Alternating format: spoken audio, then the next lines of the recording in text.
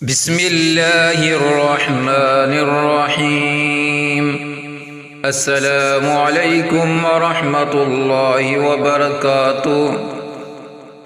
حضرت ابو درداء سے روایت ہے کہ میرے خلیل و محبوب صلی اللہ علیہ وسلم نے وصیت فرمائی ہے کہ اللہ کے ساتھ کبھی کسی چیز کو شریک نہ کرنا، اگرچہ تمہارے ٹکڑے کر دیے جائیں اور تمہیں آگ میں بھون دیا جائے، اور خبردار کبھی جان بوجھ کر نماز نہ چھوڑنا، کیونکہ جس نے کثر نماز چھوڑ دی تو اس کے بارے میں وہ ذمہ داری ختم ہوگی جو اللہ کی طرف سے اس کے وفادار اور صاحب ایمان بندوں کے لیے، اور خبردار شراب کبھی نہ پینا، کیونکہ وہ ہر برائی کی کنجی ہے۔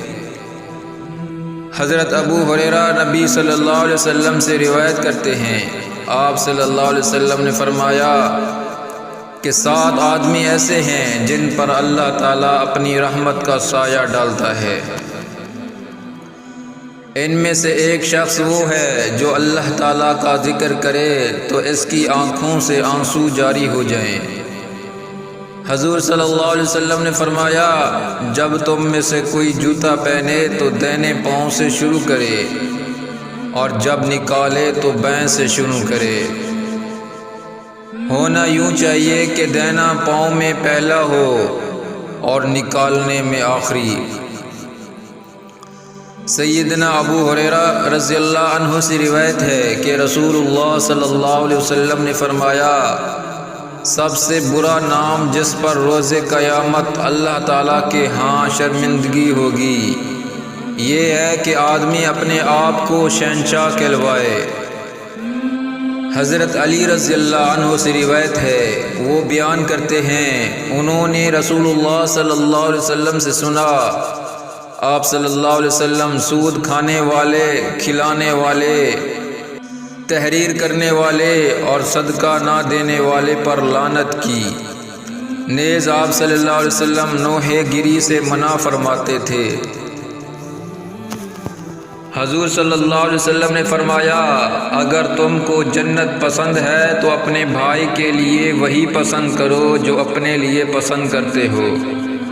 حضور صلی اللہ علیہ وسلم نے فرمایا، اگر تم کو جنت پسند ہے تو اپنے بھائی کے لیے وہی پسند کرو جو اپنے لیے پسند کرتے ہو۔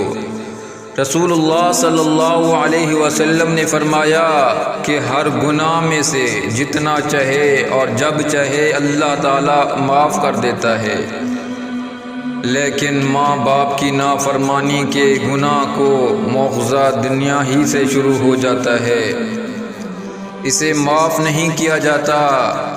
حضور صلی اللہ علیہ وسلم نے فرمایا، اذان اور اقامت کے درمیان دعائیں رد نہیں ہوتی، لہذا دعا مانگا کرو۔